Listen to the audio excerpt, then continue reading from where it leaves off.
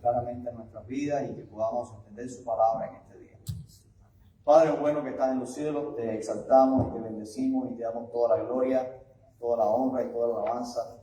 Te damos muchas gracias por la oportunidad, el privilegio que tú nos das de estar juntos y de congregarnos y de buscar tu nombre, de alabarte como tu pueblo que somos. Y también es tu voluntad, no solamente que tu nombre sea glorificado a través de la alabanza, sino que también sea glorificado mientras nosotros nos edificamos y crecemos en el conocimiento tuyo y de tu Hijo.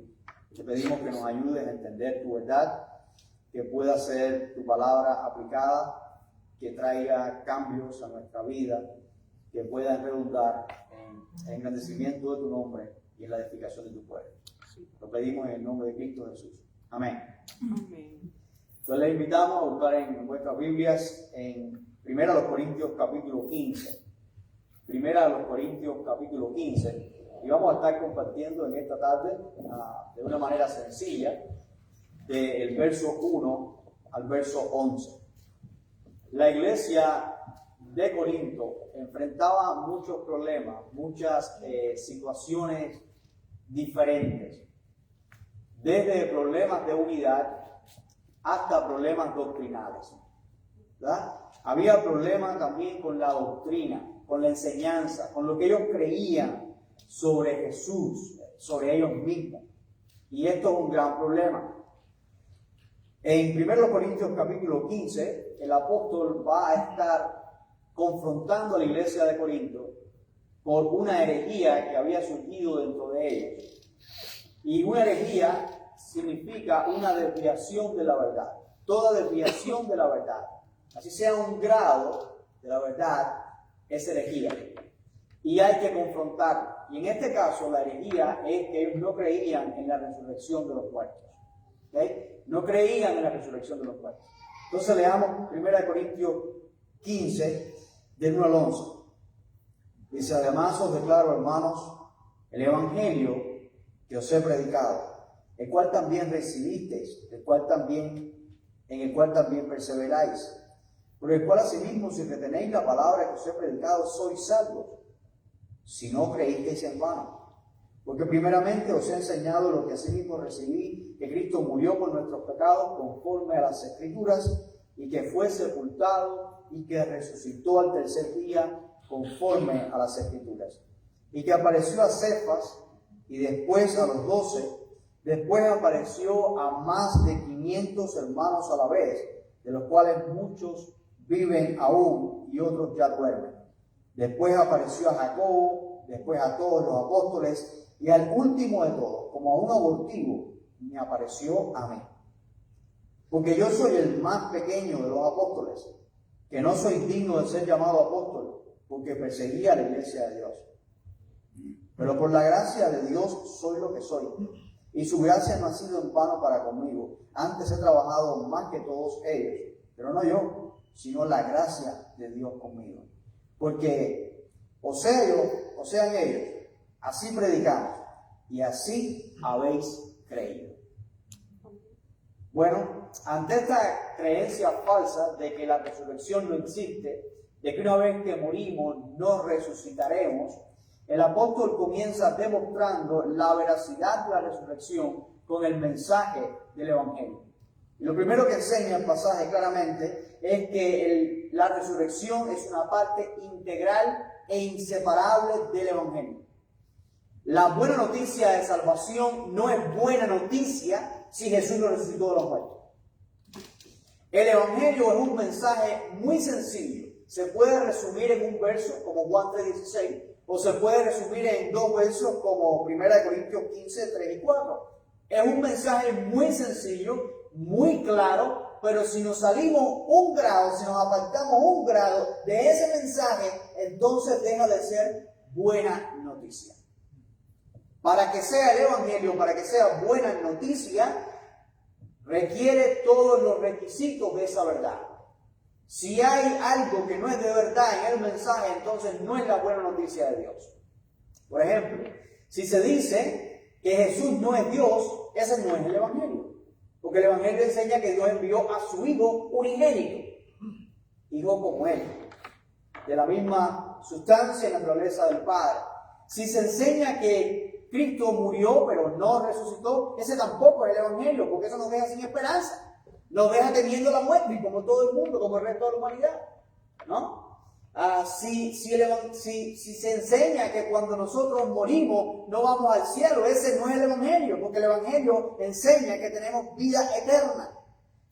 Entonces nosotros tenemos que estar muy claros de este mensaje y tenemos que identificar, no solamente en la iglesia del primer siglo, sino a través de la historia, ha habido personas que se han levantado para pervertir el mensaje sencillo del Evangelio. Según el Evangelio, que significa buena noticia, somos salvos solamente por medio de la fe en Jesucristo. Sin embargo, a través de la historia, hay personas que han creído que es la fe más ciertas obras. Si tú eres salvo por la fe, más tienes que bautizarte para ser salvo. Si eres salvo, más guardar el sábado. Eres salvo, más hacer esta dieta. Salvo, más. Y todo esto, cualquier cosa que añadimos a esa fórmula, distorsiona la verdad del Evangelio, que enseña que todo aquel que en él creyere no será avergonzado. ¿No? La buena noticia de salvación requiere esta verdad de que Jesús resucitó. Si no hay resurrección, Jesús no resucitó.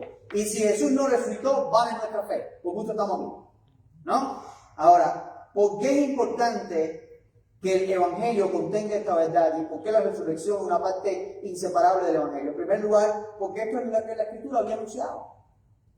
Si Cristo no resucitó, entonces la Escritura, el Antiguo Testamento, no se cumplió. Si vamos al Salmo 16:10,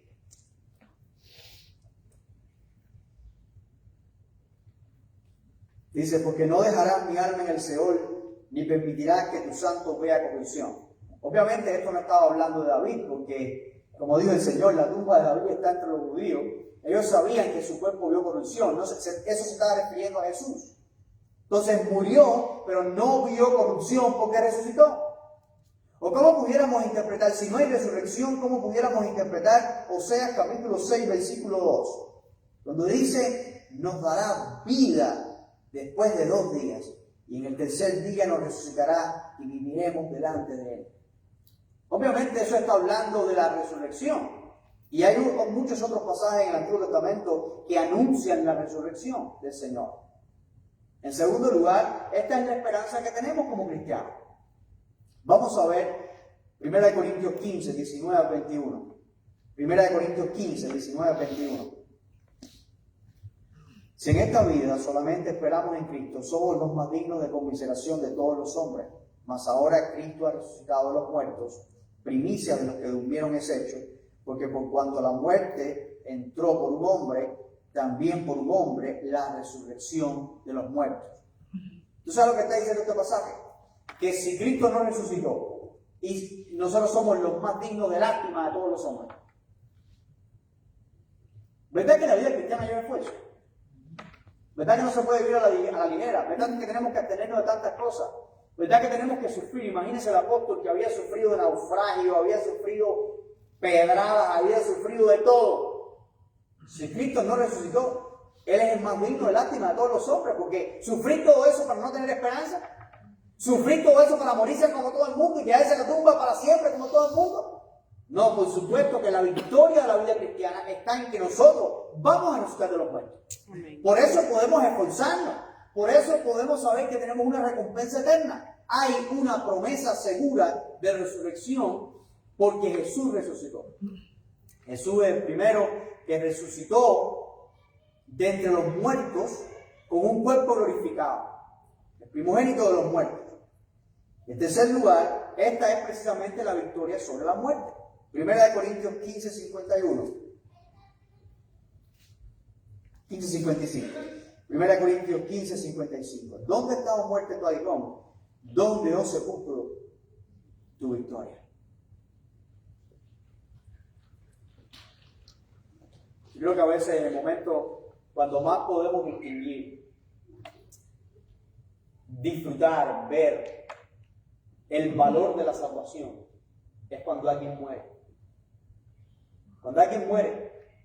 Porque si muere Cristo tenemos esa esperanza, tenemos esa seguridad de que esa persona está en la presencia de Dios y que su cuerpo va a resucitar. Pero si no creyéramos en la resurrección, ¿cuál es entonces la esperanza? ¿Qué diferencia habría entre un creyente y un no creyente si no hay resurrección de muertos? No hay esperanza. Entonces la victoria sobre la muerte está precisamente en la resurrección. Un Jesús que no hubiera resucitado no sería diferente a todos los maestros y líderes religiosos del mundo. No sería diferente a Mahoma, no sería diferente a Confucio o a Buda o cualquiera. Todos ellos están en sus tumbas adornadas, pero son no más que huesos o polvo de hueso. Pero Cristo se levantó glorioso de la tumba. ¿Dónde están sus huesos? Todo el mundo quiere buscar los huesos, ¿verdad? Los arqueólogos están tratando de encontrar un hueso. Si al menos encontramos un hueso, ¿verdad? Encontramos la sábana, encontramos no sé qué, encontramos no sé cuánto, pero no van a encontrar el hueso. Y si encuentran un hueso, no es de él. Amén. Porque el Señor no dejó que su santo hubiera corrupción en la tumba, sino que lo levantó al tercer día. Y eso es una gran diferencia. Como Él resucitó, la fe en Él no es una religión más. No es una religión más, sino es una relación con el Cristo resucitado por medio de su Espíritu. Dice el verso 1 Corintios 15, 2. Por el cual asimismo si retenéis la palabra que os he predicado, sois salvos. Si no creísteis, en vano. La salvación no consiste en que yo creí en un momento y en el Evangelio verdadero y me olvidé de él y ahora vivo como quiero, sino en creer de una manera activa, en un estado. Yo creí, sí he creído, sigo creyendo, estoy en Cristo, me estoy agarrando de Cristo. Mantengo mi fe. En todos los libros, casi todos los libros del Nuevo Testamento nos exhorta a guardar la fe, a cuidar la fe, a mantener la fe, a procurar la fe. En algunos pasajes nos dice con temor y temblor. La salvación consiste en que yo guarde mi fe, que yo mantenga mi fe. Y creo que es muy claro lo que dice el apóstol Pablo. Por el cual asimismo, si retenéis la palabra que os he predicado, si guardamos este evangelio. ¿Qué había pasado con ciertos corintios, hermanos de Corinto? Ellos habían olvidado el evangelio verdadero, habían olvidado el mensaje del evangelio verdadero, y por culpa de olvidar ese mensaje del evangelio verdadero, pues no estaban en la fe, no estaban en la fe verdadera. Y podemos encontrarnos con una persona que es muy religiosa, ¿verdad? Pero si no ha recibido el evangelio verdadero, no está en la verdad y necesita conocer el evangelio verdadero para que pueda tener esperanza y para que su vida sea transformada. Las personas moralmente buenas no van al cielo por ser moralmente buenas. Juan capítulo 3, versículo 36. Dice que el que cree en el Hijo tiene vida, pero el que rehúsa creer en el Hijo no verá la vida, sino que la ira de Dios está sobre él. ¿Lo tenemos? ¿Usted verá que va a llegar? Juan 3:36. El que cree en el Hijo tiene vida eterna. Ya la tiene. Pero el que rehúsa creer en el Hijo no verá la vida, sino que la ira de Dios está sobre él. Bueno, pero ¿qué tal una persona que ora 5 veces al día? ¿Qué tal una persona que no dice mentiras? ¿Qué tal una persona que no hace esto, aquello y lo otro? Bueno, déjame hacerte una pregunta. ¿Cuántos pecados ha cometido esa persona en su vida? Si es uno, o más de uno, no puede entrar a la presencia de Dios. Toda persona que ha cometido en esta vida un pecado, o más de un pecado, necesita un Salvador que muera por él y que se levante glorioso de la tumba para interceder por él delante de Dios. Amén. Y todos los seres humanos hemos pecado y necesitamos la salvación de Jesucristo. Sin Jesucristo estamos perdidos. Fíjate como el apóstol dice, él le preocupa que los creyentes hayan escuchado el Evangelio, se hayan olvidado del Evangelio y que hayan creído en vano, ¿verdad? Que se hayan esforzado en vano si no tienen el Evangelio verdadero. Sin embargo, cuando vamos al verso 10, dice, pero por la gracia de Dios soy lo que soy, y su gracia no ha sido en vano para conmigo. Antes he trabajado más que todos ellos, hablando de los demás apóstoles, pero no yo, sino la gracia de Dios conmigo. Él sabe que en él mismo no ha sido en vano por la gracia de Dios. ¿Y qué tal en ti, hermano? ¿Ha sido el evangelio eficaz en tu vida o has creído en vano. Pero pastor, ¿cuál es la diferencia? Yo vengo a la iglesia, de eso no es lo que estoy hablando. El evangelio ha sido creído en vano si nosotros no damos frutos de la vida cristiana. Si no hay arrepentimiento, si no hay perdón de pecados, si no hay un cambio en nuestra vida, si no hay una edificación espiritual a la imagen de Cristo, el evangelio ha sido creído en vano. Y si creemos el evangelio, pero nos separamos de nos apartamos del evangelio, somos confundidos, en vano hemos creído. En segundo lugar, la resurrección de los muertos es el testimonio apostólico, es el testimonio de los apóstoles. 1 Corintios 15, versos 3 al 8. Porque primeramente os he enseñado lo que asimismo recibí, que Cristo murió por nuestros pecados conforme a las Escrituras, y que fue sepultado y que resucitó al tercer día conforme a las Escrituras, y que apareció a Cefas, es decir, a Pedro, y después a los 12, después apareció a más de 500 hermanos a la vez, de los cuales muchos viven aún y otros ya duermen. Después apareció a Jacobo, después a todos los apóstoles, y al último de todos, como a un abortivo, me apareció a mí. El testimonio de los apóstoles es que Cristo resucitó. Y una característica necesaria para que una persona sea llamada apóstol es haber sido un testigo ocular del Señor Jesucristo, haberlo visto resucitado, haber estado con Él durante todo su ministerio en la tierra, haber sido enseñado por Él durante todo el ministerio en la tierra, pasar ese seminario de 3 años con el Señor Jesucristo y después verlo resucitado y ser instruido por Él. Por eso que cada vez que se levanta una persona diciendo que es un apóstol en el día de hoy, la primera pregunta que viene a mi mente para esa persona es: ¿cuándo fue que te encontraste con el Cristo resucitado? Y cuéntame cómo fue tu experiencia en el mar de Galilea cuando estaban ahí y la barca se estaba hundiendo. Nadie me puede decir que tuvo esa experiencia en el día de hoy.